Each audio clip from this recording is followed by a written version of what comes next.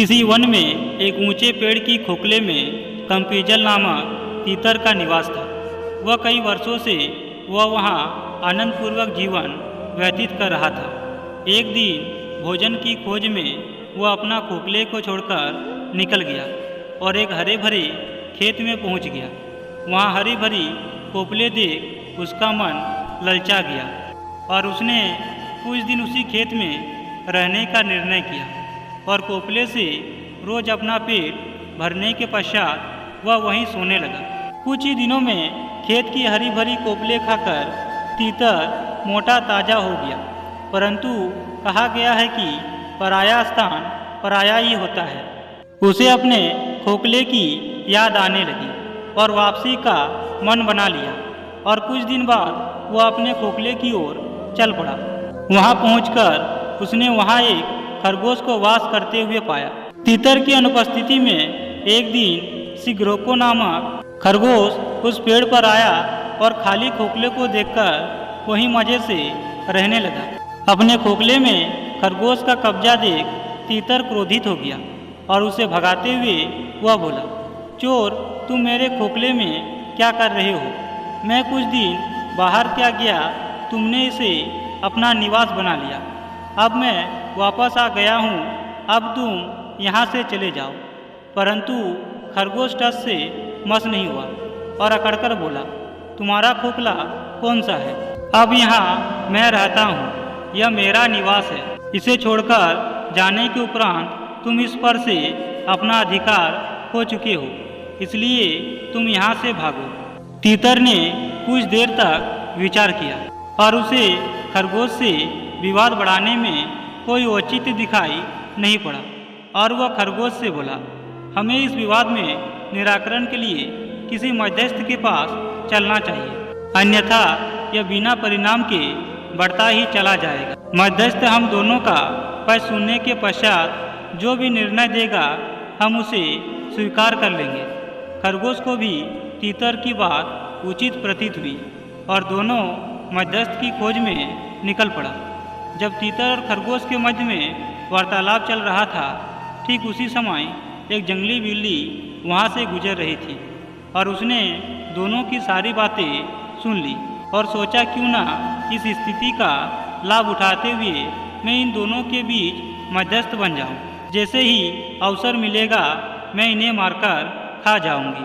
और वह चतुर बिल्ली तुरंत पास में बहती एक नदी के किनारे एक माला लेकर बैठ गई और सूर्य की ओर मुख करके और आंखें बंद कर धर्मपाठ करने का दिखावा करने लगी। इधर तीतर और खरगोश मध्यस्थ की खोज करते करते नदी के किनारे तक पहुंच गया और वहां उसने धर्मपाठ करती बिल्ली को देख उन्होंने सोचा कि यह अवश्य कोई धर्मगुरु है। न्याय के लिए उन्हें उनसे परामर्श लेना उचित प्रतीत हुआ। उसके बाद वह बिल्ली से कुछ दूरी पर खड़े हो गए और बिल्ली को अपनी समस्या बताकर अनुनय करने लगे। उसने कहा कि हे गुरुवर, कृपया हमारे विवाद का निपटारा कर दीजिए। हमें विश्वास है कि आप जैसे धर्मगुरु का निर्णय धर्म के पक्ष में ही होगा, इसलिए आपका निर्णय हर स्थिति में हमें स्वीकार है। हम में से जिसका भी पक्ष धर्म विरुद्ध होगा वह आपका आहार बनने के लिए तैयार रहेगा। अनुनय की बात सुनकर धर्मगुरु पाखंडी बिल्ली ने आंखें खोल ली और बोली, राम राम, यह कैसी बात करते हो? हिंसा का मार्ग त्याग कर मैंने धर्म का मार्ग अपना लिया है, इसलिए मैं हिंसा नहीं करूंगी, किंतु तुम्हारे विवाद का निराकरण कर तुम्हारी सहायता अवश्य करूंगी। मैं वृद्ध हो चुकी हूँ और मेरी श्रवण शक्ति भी क्षीण हो चुकी है, इसलिए मेरे निकट आकर मुझे अपना अपना पक्ष बताओ। तभी पाखंडी बिल्ली की चिकनी चुपड़ी बातों पर तीतर और खरगोश को विश्वास हो गया और अपना पक्ष बताने के लिए उसके निकट पहुंच गया। निकट पहुंचते ही पाखंडी बिल्ली ने खरगोश को पंजों में दबा लिया और तीतर को अपने मुंह में दबा लिया। कुछ ही देर में दोनों को सपाचट कर पाखंडी बिल्ली वहां से चली गई। मित्रों, कुछ लोगों की आदत होती है वो हर किसी पर आंख बंद करके भरोसा करते हैं। इसी के चलते कई लोगों का जीवन बर्बाद हो जाता है। ऐसे में प्रत्येक व्यक्ति के लिए ये जानना बहुत जरूरी होता है। मित्रों, अगर मनुष्य को अपने जीवन में सुखी रहना है तो इन 3 चीज़ों पर कभी विश्वास नहीं करना चाहिए।